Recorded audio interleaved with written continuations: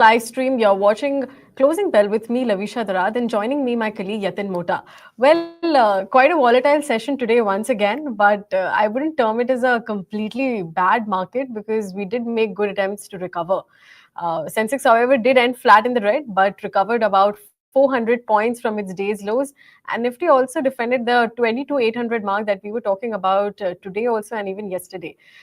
Financial stocks that provided strength to the markets. Bank Nifty index, which was up about 1% at this point of time. Realty and energy stocks also provided similar strength and held up well in this volatile market.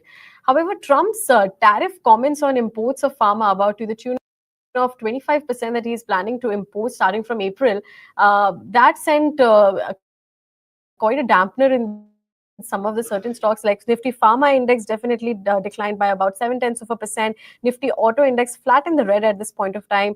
And so these two sectors that were completely hampered by it. On the other hand, Nifty IT Index, which yesterday showed some signs of strength, did turn out to be one of the top sectoral laggard and lost about 1% in today's trading session. This came after Cape Gemini shared a cautious outlook for 2025. So we will be discussing more in this later in the segment too. But yes, the main headline definitely was the Nifty Small Cap Index, up about 2% in today's trade, and which broke the 9-day dull period too. Mid-cap index also showed similar resilience, and mid-cap index ended with about a percent gains too. Yatin, now what are you gathering from the overall market texture and definitely from the mid-cap and small-cap space? So, Lavisha, if you look at the markets, clearly today was a good day. X the IT stocks, which have a huge weightage on the Nifty, we saw, the screen which was broadly green. Mid caps were rebounding, especially the stocks in the FNO segment were also, witnessing some bounce back. Now, if you look at the overall market advance decline ratio, which was almost, one advance for 4 declines yesterday, moved better. In fact, today we were almost near that 4:1 advance decline ratio, meaning four stocks gaining on one declining side. If you look at the Nifty Bank, almost a percentage points higher for that stock or the index. In the FNO segment, also, good stocks were moving. Stocks like BSC, Manappuram, RBL Bank, Angel One, clearly giving a comeback. With BSC moving 8%, it clearly shows that the people are hopeful of a market bounce back from the current level. So overall, things look healthy for the markets. At least for the time being, we are able to defend that 22,800 level from which we have consistently bounced back. In fact, today we crossed the 23,000 mark on the Nifty, which is a positive sign for the bulls. That's right. But turning to some of the top gainers on the Nifty and the losers, well, Bharat Electronics riding the defense boom up about 3% in today's trade. We will be discussing more on how the defense stocks did become one of the major attractive points in today's trade. Apart from that, we saw that Hindalco was also up about 2% after JP Morgan did share an overweight rating on the counter. L&T with about 1.5% gain after acquiring some balance 26% stake in the L&T Special Steels. And Eicher Motors did see a good recovery, nearly 2% gains coming in for Eicher Motors, because after we saw 12% fall post its weak Q3 numbers. So some recovery on that front. On the other hand, we can see some private lenders doing well. Axis Bank, ICICI Bank, given the Bank Nifty index was also up, 1.5% gains coming in for both the private lenders too. On the other hand, if we look at the top Nifty 50 losers, as we were talking about the pharma indices, some of the pharma stocks also dominated the list, which is your Dr. Reddy's Lab seeing about 2.5% cut coming in. Apart from that, IT stocks, we can see TCS and Infosys seeing about 2% cuts each. HUL also suffered some decline, 2% cut, and Adani Enterprises also featured in the top Nifty 50 losers list.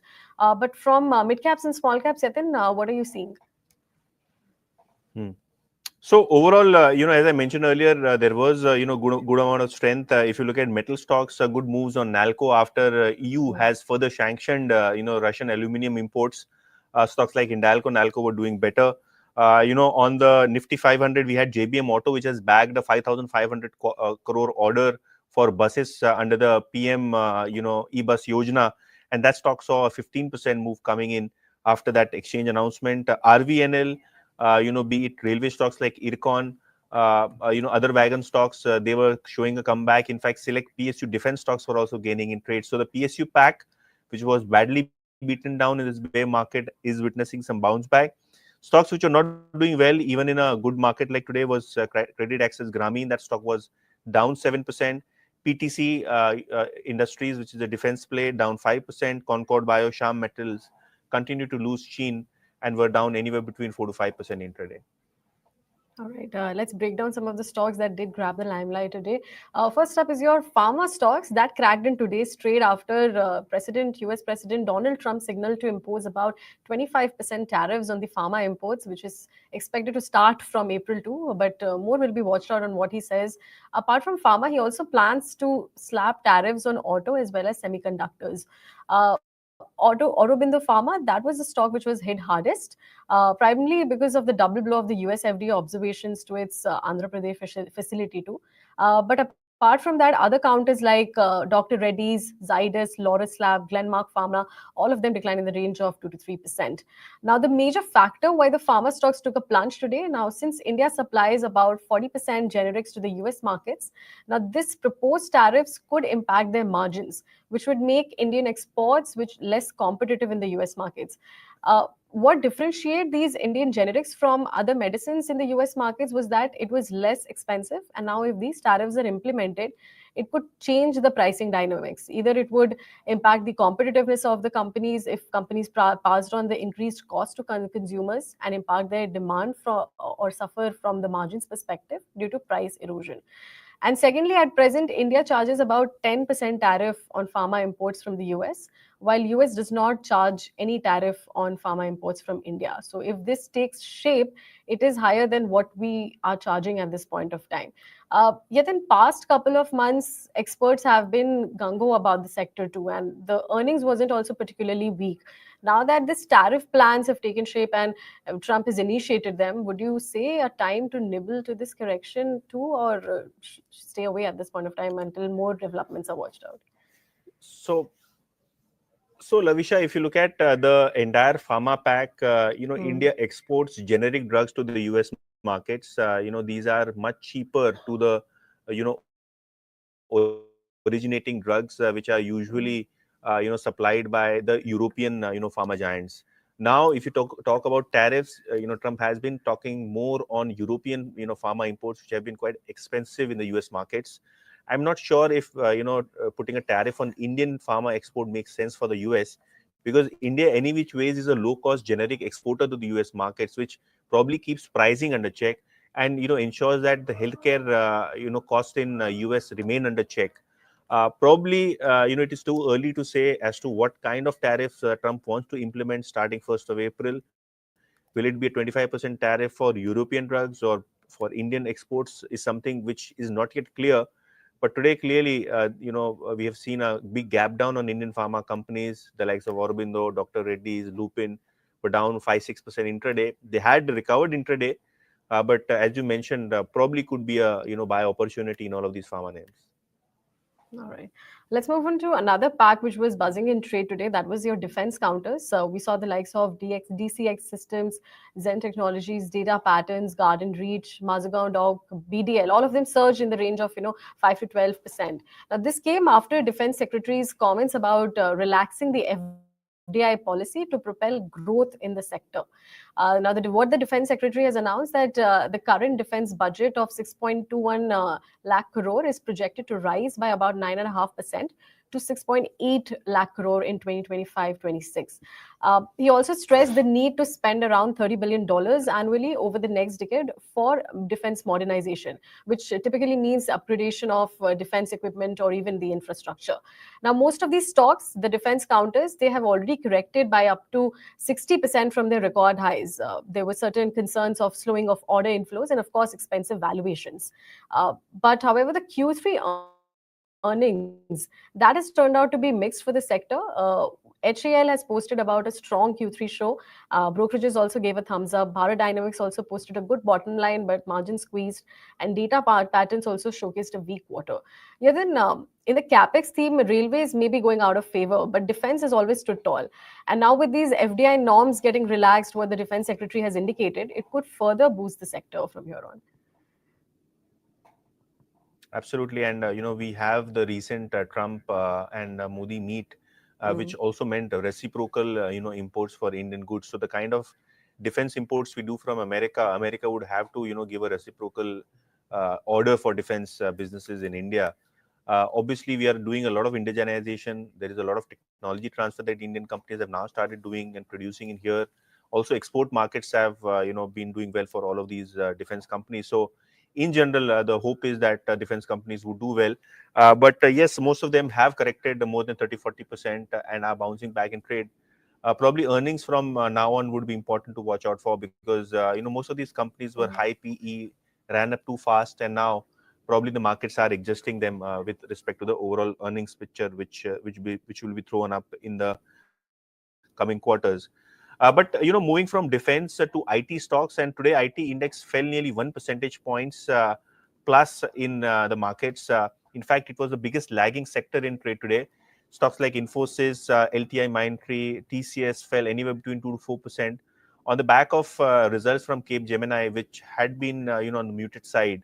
In fact, if you look at North America as well as Europe, especially France, the constant currency decline on a year-on-year basis was more than 3.5%, especially France, which is the home turf for Cape Gemini. In fact, if you look at Cape Gemini, they had given the guidance for FY25 constant currency growth to be -2% to 2%. That is a range, which means that there is always a risk of degrowth in the uncertain environment. In fact, Cape Gemini said that there has been pressure with respect to demand in Europe, especially from the manufacturing sector. And also, if you talk about North American markets, clients are still unsure.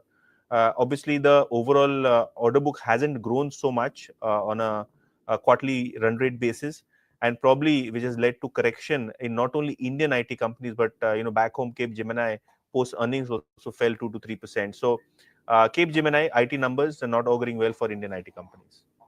That's right. Well, we were expecting certain recovery to take place from next fiscal year. This definitely has acted like a dampener at this point of time. Now, since we have been talking about the capex theme, we talked about defense and of course the other themes too. We have RVNL shares which took flight today. The stock surged as much as 13% in trade today after it secured about 554 crore rupees order for the Bangalore suburban rail project in Karnataka. Now, the order has been placed for the construction of Bengaluru suburban rail project in Karnataka and is expected to complete the project in a joint venture with Ritwik Projects. Now, this will be having about 49% stake in it. And the order is also set to be executed within 24 months. If you note, RVNL shares have also snapped its 3-day losing streak, and it was up in today's trading session. And the railway stock has already seen a significant downturn in the last 6 months, falling about 35%.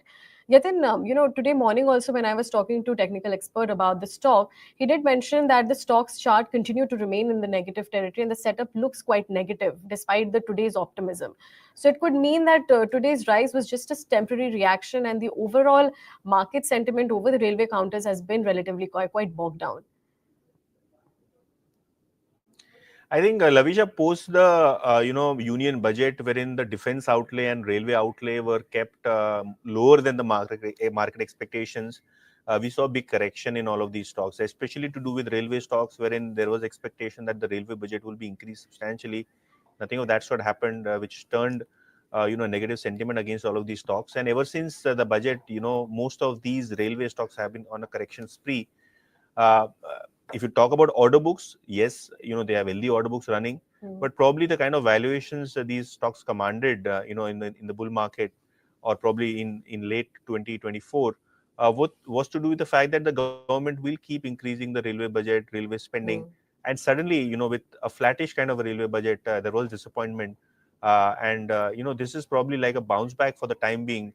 And as I mentioned earlier, for most of the PSU stocks, defense stocks, railway stocks, earnings growth is something that the markets will be looking at, given the fact that all of these stocks had run up much in advance. That's right. All right.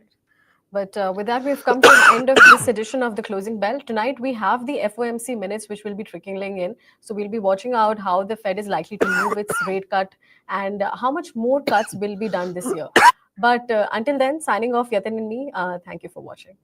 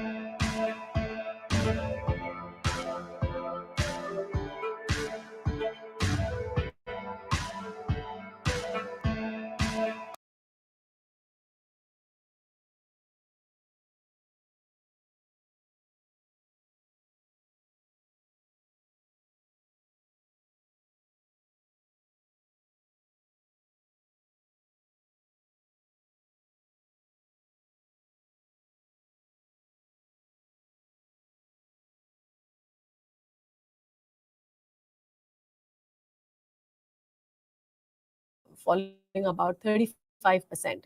Yatin, today we had the stocks chart continue to remain in the negative territory, and the setup looks quite negative despite the today's optimism. So it could mean that today's rise was just a temporary reaction, and the overall market sentiment over the railway counters has been relatively quite bogged down. I think Lavisha, post the union budget, wherein the defense outlay and railway outlay were kept lower than the market expectations, we saw a big correction in all of these stocks, especially to do with railway stocks, wherein there was expectation that the railway budget will be increased substantially. Nothing of that sort happened, which turned negative sentiment against all of these stocks. And ever since the budget, most of these railway stocks have been on a correction spree. Uh, if you talk about order books, yes, they have healthy order books running, but probably the kind of valuations these stocks commanded, in the bull market, or probably in late 2024, what was to do with the fact that the government will keep increasing the railway budget, railway spending, and suddenly, with a flattish kind of a railway budget, there was disappointment, and this is probably like a bounce back for the time being. And as I mentioned earlier, for most of the PSU stocks, defense stocks, railway stocks, earnings growth is something that the markets will be looking at, given the fact that all of these stocks had run up much in advance. That's right. All right. But with that, we've come to the end of this edition of the Closing Bell. Tonight, we have the FOMC minutes, which will be trickling in. So we'll be watching out how the Fed is likely to move its rate cut and how much more cuts will be done this year. But until then, signing off, Yatin and me. Thank you for watching.